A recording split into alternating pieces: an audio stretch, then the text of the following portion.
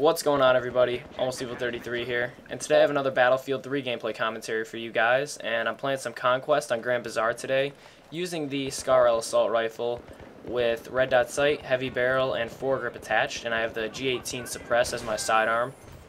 And this is a pretty good round of Conquest that I picked up last night. I was hopping on Battlefield 3 for Vanish001, my buddy. I was hopping on for his live stream, just joining his team and playing along with him. And then I ended up joining this lobby a little bit later. So played a good amount of Battlefield 3 last night and this morning because I hadn't played in a long time because the game is kind of losing its luster for me. So I decided to put it down for maybe a week or two. And now I'm getting right back into the swing of things. And I have some new thoughts on the game that I figured I should let you guys know. So I thought I'd put together this commentary for it. And just enjoy the background gameplay. I had a crazy KD, like 55 and 26 or something. And the game was like 30 minutes long, so I had to edit it down quite a bit. So you'll just see a bunch of clips here, some of the coolest moments from that gameplay, so definitely enjoy. But getting to what I'm talking about here, there's a lot of people with varying opinions on Battlefield 3 as it stands right now. And before I even start talking about the topic that you can see in the title of the video, which is the fact that I think Battlefield 3 has kind of shown us all that it has, I'm just kind of going to mention that I think Battlefield 3 is a great game. And I always will think that. I think it's an awesome game, it runs on a kick-ass engine, and it's one of my favorite games right now. However, it's not perfect, and I don't enjoy playing it all the time, and it has some serious problems, in my opinion. But regardless of that, I still really love it as a game, and I think DICE did a great job with it. However, their support for it is half-assed, but I'm not going to get into that right now because I've talked about that multiple times. I'm not going to just keep piling that on again and keep talking about that because that's just old news. But anyway, I'm just going to get into saying that I think we have seen the best from Battlefield 3. I think we've seen all that this game has to offer. And that's not necessarily a bad thing, because some people really love this game as it is right now. And if you're one of those people, you're in luck, because Battlefield is your game, and you can appreciate it for what it is right now, then that's good for you. I mean, that's your prerogative. Personally, I don't love it where it is. I like it a lot, but I'm not a huge fan of it right now. And what I mean by the fact that we've seen everything that this game has to offer, I mean that it's not going to make anything more impressive. It's not going to change anything up drastically that much. I mean, with the release of the expansion packs, we had Back to Karkin, which was very well done. Then we had Close Quarters, which was good, but it kind of faded away really fast and people got bored of it. And now we have Armored Kill, which still hasn't released on Xbox and PC just yet. But from what I've heard on PS3, it's very exciting and fun. However, I don't think it'll hold anybody over any longer than Close Quarters did, maybe just a couple weeks. And after that, it'll become old news. So with those two expansion packs, those are the two that I kind of expected to be better than Endgame and Aftermath, because what could they really do with those other two expansion packs? Just think about it. I mean, with Close Quarters, they had the opportunity to put some new elements into the game.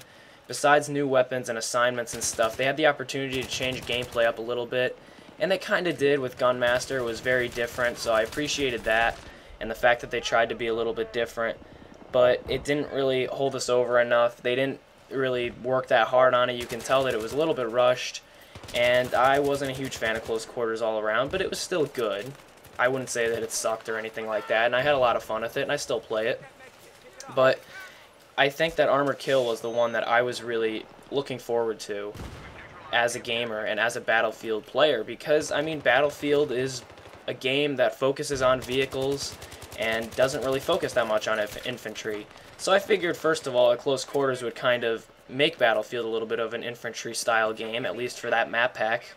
I mean, it wouldn't change the entire game, as in the vanilla maps and Armored Kill maps, but I figured it would change it up just for those few Close Quarters maps, that they would change things up and change the gameplay so that it would favor a more Close Quarters environment, but they didn't really do that much. And even the weapons that they introduced weren't even Close Quarters oriented, so I don't really understand what they were thinking with that. But getting away from Close Quarters and the other expansion packs, I'll talk about Armored Kill for just a little bit. Now, it seems really exciting, and I was really hoping that it would be great. And I think on PC it is going to be great, and it is going to be all that it was cracked up to be, but on console, I don't think it is. And it's disappointing. And the PC elitists can say what they want, and they'll say, oh, well, it doesn't belong on console because it's a Battlefield game. But if you're a developer and you're going to release a game on all 3 platforms, you have to somehow make it even. You have to make it so that consoles have some advantages and disadvantages, and PC has some advantages and disadvantages. But in Battlefield 3, there is no reason you want to play this game on console. There's nothing. It has no advantages at all, if you ask me. I mean, you would say that maybe the 24 player counts are good for Rush, better than 64 players, but on PC you can customize your servers so that they have 24 players if you really want to do that. So that doesn't really make a valid point whatsoever. So in reality, I think DICE kind of failed at this game on console, and I think Armored Kill is kind of going to flop a little bit on console. It's going to struggle, and it's going to kind of get old fast for console players, and that's disappointing. But you know what? I haven't played it yet, so I'm not going to say that it sucks or anything. I have no idea. I'm just kind of speculating from what I've seen and heard from people who play on PS3 that it's going to be a bit of a disappointment. But I'm going to keep my head held high, and I am a premium member, as most of you already know, and I'm going to provide early coverage of it. I'm going to try to get it in this week, try to get some gameplay for you guys, and keep my head held high and just have the best hopes for it possible. But I'm not entirely sure what I'm going to think about it, and if I don't have a positive outlook on it, I apologize. And I don't want this video to be a downer, because that's not what my intention was. It's just kind of to get the point across that I think Battlefield 3 has shown us all that it's capable of. And if you love the game as it is, that's awesome. I mean, that's your thoughts. I think that's great. And I think that Battlefield 3 is a great game. But I think that it could have done more. It had the potential to do more. And I expected it to be a little bit bigger and a little bit more favorable on consoles, but it kind of flopped for me on console in terms of the fact that PC is just the elite platform to play Battlefield on, and I don't think that should happen when a developer puts a game on all 3 platforms. That's just my opinion. If you're a PC person and you think that it's fine that consoles get the short end of the stick in every single way, shape, and form, then that's fine. But that's just my opinion.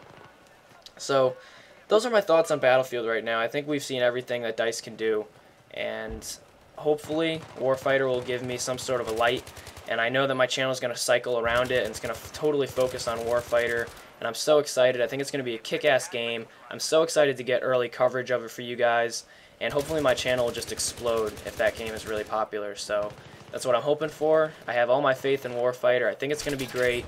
They seem to be putting the game in the right direction in terms of the fire teams and the close quarters style combat. I'm just really looking forward to it, and balanced warfare instead of the unbalanced Medal of Honor 2010 spawn traps and stuff. So I'm really looking forward to all that. And I hope you guys are too, because I am your one-stop channel for all things Medal of Honor and the best Warfighter coverage on YouTube, but you guys already know that. So just making sure you're going to be here for Warfighter and all that coverage, because I cannot wait. And I hope you guys enjoyed this video. If you did, please leave me a thumbs up. It really helps me out. And also, make sure you comment with all your thoughts on today's topic. And make sure you subscribe to my channel if you haven't yet. Press that subscribe button on the top of my channel page or on the top of this video right now. I'll talk to you guys later. Thanks for watching. Peace.